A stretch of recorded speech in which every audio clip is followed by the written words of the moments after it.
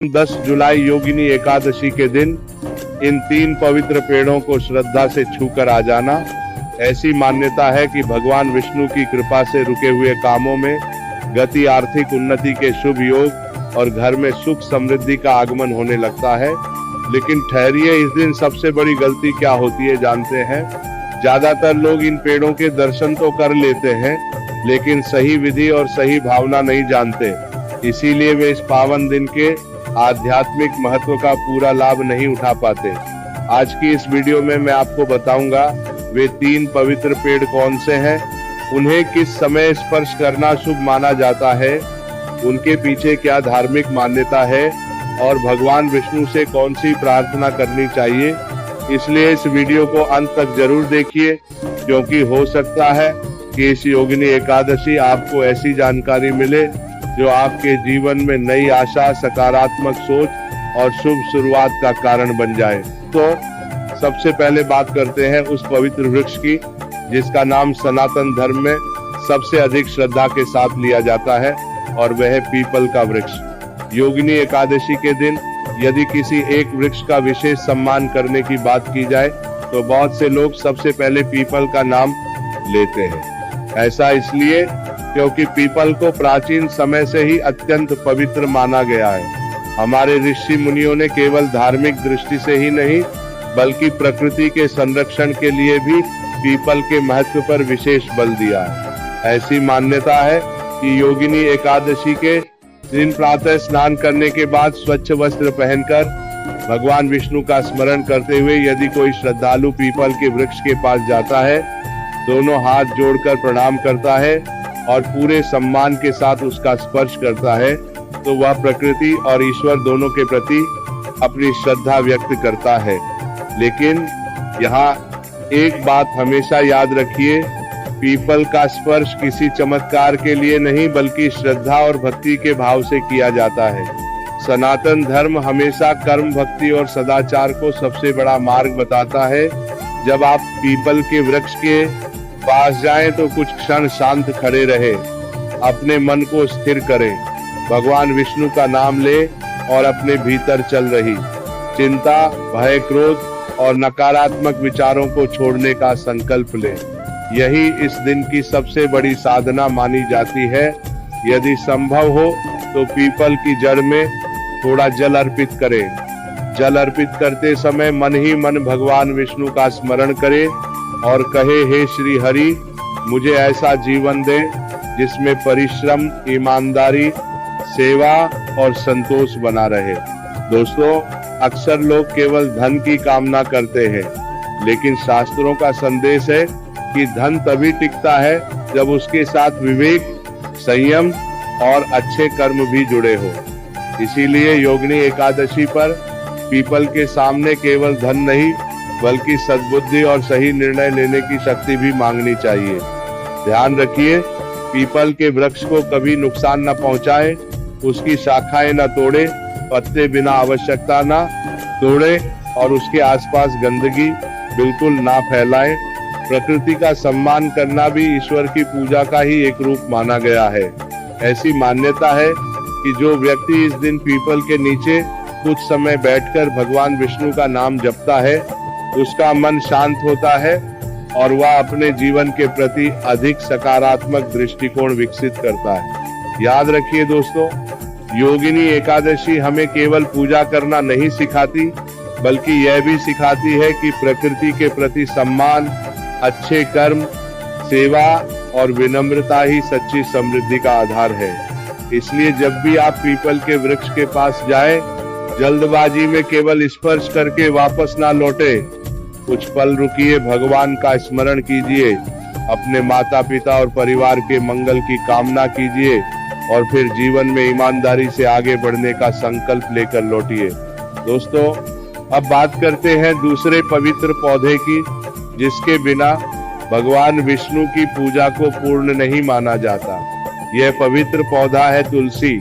सनातन परंपरा में तुलसी को केवल एक औषधीय पौधा नहीं बल्कि अत्यंत पूजनीय माना गया है। इसीलिए लगभग हर वैष्णव घर में तुलसी का पौधा लगाया जाता है। ऐसी मान्यता है कि जहाँ तुलसी का सम्मान होता है वहाँ भगवान विष्णु की कृपा और सकारात्मक वातावरण बना रहता है। योगिनी एकादशी के दिन यदि आपके घर में तुलसी का पौधा है तो सुबह स्नान के बाद सबसे पहले तुलसी माता को प्रणाम करें।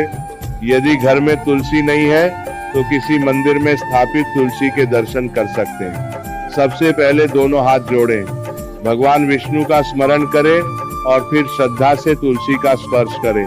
स्पर्श करते समय जल्दबाजी बिल्कुल ना करें। अपनी आंखें कुछ क्षण बंद करें और मन ही मन भगवान विष्णु से प्रार्थना करें, हे श्री हरि, मेरे घर में प्रेम बना रहे, मेरे परिवार में सुख शांति बनी रहे, मुझे सही मार्ग पर चलने की बुद्धि दे और मेरे परिश्रम को सफल बनाने की कृपा करे।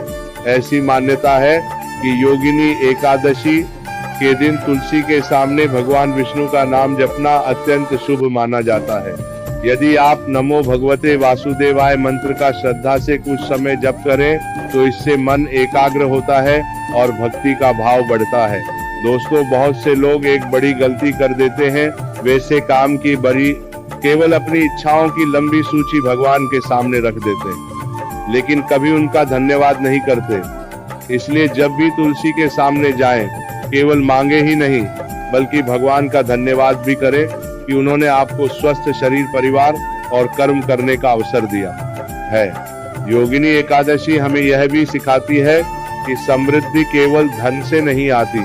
यदि घर में प्रेम, विश्वास, स्वास्थ्य और संतोष है तो वही सबसे बड़ा धन है। इसीलिए तुलसी के सामने केवल पैसों की नहीं बल्कि अच्छे संस्कार, अच्छी सोच और परिवार की खुशहाली की भी कामना करें। एक और बात का विशेष ध्यान रखें, तुलसी का पौधा अत्यंत पूजनीय माना जाता है, इसलिए उसके पास गंदगी ना करें, उसे नुकसान ना पहुंचाएं और बिना आवश्यकता उसकी पत्तियां ना तोड़ें।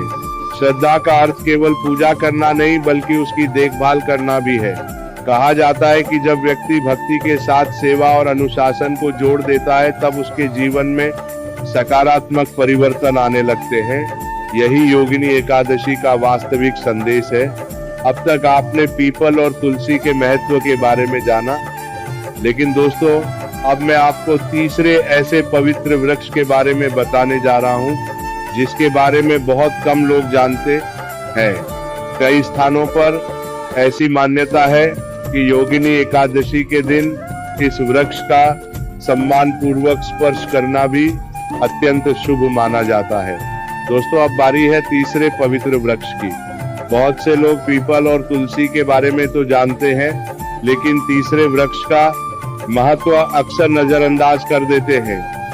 यह वृक्ष है बरगद, जिसे वट वृक्ष भी कहा जाता है। सनातन परंपरा में बरगद को स्थिरता, दीर्घायु, धैर्य और संरक्षण का प्रतीक माना जाता है। इसकी विशाल शाखाएं और दूर तक फैली जड़ें हमें यह संदेश देती हैं कि जो व्यक्ति अपने जीवन की नींव अच्छे कर्मों, सच्चाई और धैर्य पर रखता है, उसे परिस्थितियां आसानी से डिगा नहीं पाती। ऐसी मान्यता है कि योगिनी एकादशी के दिन यदि आप सुबह स्नान करके भगवान विष्णु का स्मरण करते हुए बरगद के वृक्ष के पास जाएं, दोनों हाथ जोड़कर उसे प्रणाम करें और श्रद्धा से उसका स्पर्श करें, तो यह प्रकृति के प्रति सम्मान और ईश्वर के प्रति कृतज्ञता का भाव व्यक्त करने का एक सुंदर तरीका माना जाता है। लेकिन दोस्तों, यहाँ एक बात हमेशा याद रखिए, बरगद का महत्व केवल इसीलिए नहीं है कि वह एक बड़ा वृक्ष है, बल्कि इसीलिए भी कि वह वर्षों तक असंख्य जीवों को आश्रय देता है। पक्षी, गिलहरियां और अनेक जीव उसके सहारे अपना जीवन बिताते हैं। इसलिए इस वृक्ष का सम्मान करना हमें यह भी सिखाता है कि हमें अपने जीवन में दूसरों का सहारा बनने का प्रयास करना चाहिए। जब आप बरगद के पास खड़े हो तो जल्दबाजी ना करें, कुछ क्षण शांत रहें, अपने मन की अशांति को शांत होने दें, भगवान विष्णु का नाम लें और मन ही मन प्रार्थना करें, हे श्री हरि, मुझे धैर्य दें, सही निर्णय लेने की बुद्धि दें, मेरे परिवार पर अपनी कृपा बनाए रखें और मुझे ऐसे कर्म करने की प्रेरणा दें जिनसे मेरा और दूसरों का कल्याण हो। यदि संभव हो तो वृक्ष के आसपास सफाई रखें। कोई प्लास्टिक या कचरा दिखाई दे तो उसे उचित स्थान पर डाल दें। यही प्रकृति की सच्ची सेवा है। केवल पूजा करने से अधिक महत्व उसके संरक्षण का भी है। दोस्तों, योगिनी एकादशी हमें एक गहरा संदेश देती है। समृद्धि केवल धन से नहीं बल्कि अच्छे विचार, अच्छे कर्म, स्वस्थ संबंध और प्रकृति के प्रति सम्मान से आती है। जब व्यक्ति इन सभी बातों को अपने जीवन में अपनाता है, तभी उसका जीवन वास्तव में संतुलित और सुखमय बनता है।